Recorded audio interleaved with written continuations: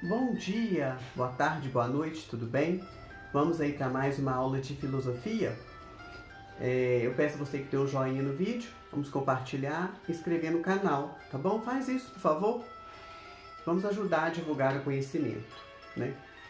E, de acordo com as últimas aulas e com o PET 3, nós estamos vendo as teorias políticas de vários pensadores, né? De vários pensadores. Né, a política é ela que faz a nossa vida, né? Então é importante a gente entender as teorias que fundamentaram a política. E hoje nós vamos ver esse bonitão aqui, ó, né? Esse bonito aqui, tem o nome dele aqui, ó, né? Hoje a gente vai ver um pouquinho da teoria política de John Locke. Nós já vimos que ele está ligado ao empirismo, né? A gente tem aula sobre empirismo também aí no canal, e o filósofo empirista.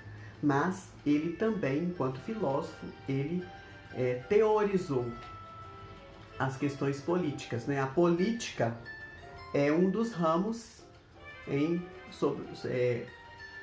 que a filosofia se debruça também, tá joia? Então, teoria política de John Locke. Lembrando o seguinte, que John Locke era inglês, né?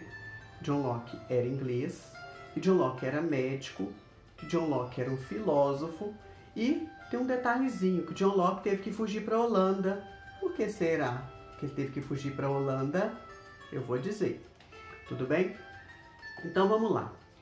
Para a gente falar de John Locke, a gente vai falar de estado de natureza, a gente vai falar de contrato, e a gente vai falar de poder, e a gente vai falar de propriedade, tá bom? Né? Lembrando que a gente já viu Thomas Hobbes e a gente vai ver a diferença do John Locke com o Thomas Hobbes. Eu já falei isso, mas vamos gravar bastante, tá joia? Olha, o John Locke, ele vai dizer que nós, né, primitivamente, nós vivíamos em estado de natureza, né? E esse estado de natureza era bom, muito bom. Sabe por quê? Porque cada um era juiz de si, cada um é juiz de si. Ou seja, cada um tem a sua liberdade. Então, para o John Locke, o estado de natureza constitui o ser humano enquanto ser livre. Nós somos livres. Mas, ao mesmo tempo que nós somos livres, né? Ao mesmo tempo que nós somos livres, nós tropeçamos nessa liberdade. Por quê? A minha liberdade tropeça com a sua liberdade, ou seja, vai gerar um conflito. Vai gerar um conflito muito grande da minha liberdade com a sua liberdade. Então, o estado de natureza para ele é positivo, porque o ser humano é juiz de si mesmo, o ser humano é livre. Tá bom? Diferente do Thomas Hobbes, que vai dizer que o homem era lobo do homem. Então, a gente teve que dar um jeito de viver em sociedade para um proteger o outro, né? Para ninguém matar um, né? Apesar de que a gente sabe se é assim que funciona, né? Mas somos livres. De acordo com John Locke, nós somos livres. Nós temos um estado de natureza livre. E por causa dessa liberdade, o ser humano, para viver em sociedade, ele tem que constituir algumas regras, né? Ele tem que constituir o que a gente chama de contrato. Ou seja, nós temos que fazer um pacto social também, né? Ele também é um contratualista. Para quê? Justamente para garantir a minha liberdade, né? Aí os outros vão falar assim, né? O contrato, ele tem a ver com a vida da pessoa em sociedade. Ela vai abrir mão de algumas coisas para preservar outras. Ou seja, então cria-se assim o Estado, o poder do Estado.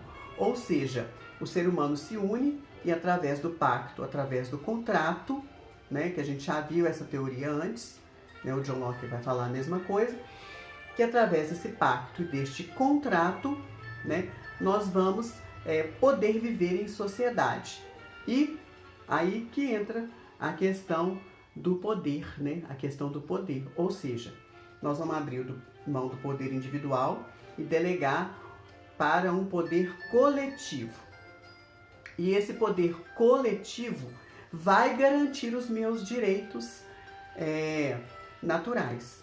O interessante é perceber o seguinte, que de acordo com o John Locke, né, os nossos direitos eles não desaparecem com o Estado. Pelo contrário, o meu direito limita o poder do Estado. Por quê?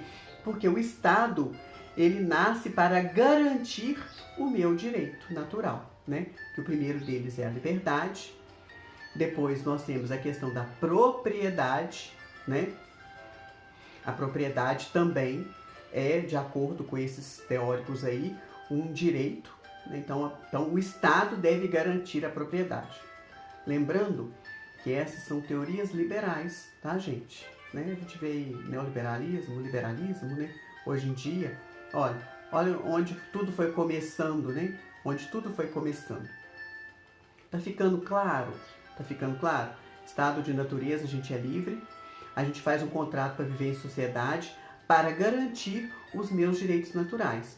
E os meus direitos limitam o próprio Estado, porque o Estado não pode passar por cima da minha propriedade, o Estado não pode passar por cima da minha liberdade, e o Estado tem que garantir a minha segurança, né? A minha segurança.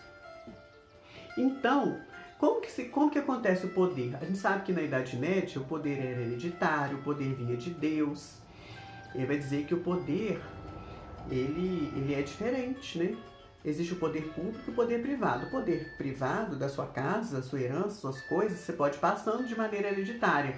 Mas, olha a diferença, gente. Mas o poder público não. Não, o poder público não é assim, não. Ele vai falar que não tem hereditariedade em poder público, não. Tem competência, né?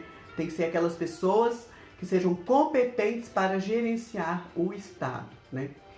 E outra diferença dele para o Thomas Hobbes. O Thomas Hobbes, ele é absolutista. Ele fala que o Estado tem que ter uma pessoa que manda em todo mundo e que garante o direito de todo mundo.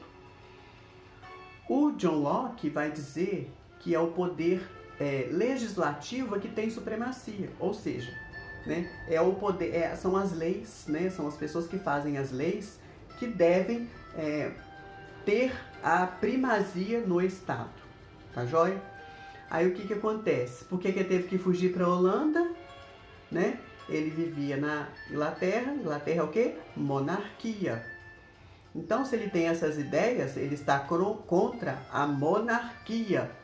Então, meu filho, fugiu para a Holanda, teve que se refugiar lá, porque conspiração contra a coroa. Por quê? Ele valorizava o poder legislativo, né? E aí entra a questão da propriedade, né? Ele fala que o Estado também deve garantir ao ser humano o direito à sua propriedade e dar segurança ao ser humano. Deu para entender a teoria de John Locke, né? A teoria política de John Locke? Ou seja, o John Locke, ele é um contratualista, porque o contrato, os seres humanos fazem um contrato e constituem o Estado, não é isso? O estado de natureza é bom para ele, porque o ser humano é livre, é juiz de si mesmo, mas ao mesmo tempo essa liberdade nos limita, né? Então, espero que você tenha entendido. E que o Estado deve garantir os nossos direitos naturais, tá joia? Tem um sonzinho aí de fundo, mas eu acho que ficou bem claro.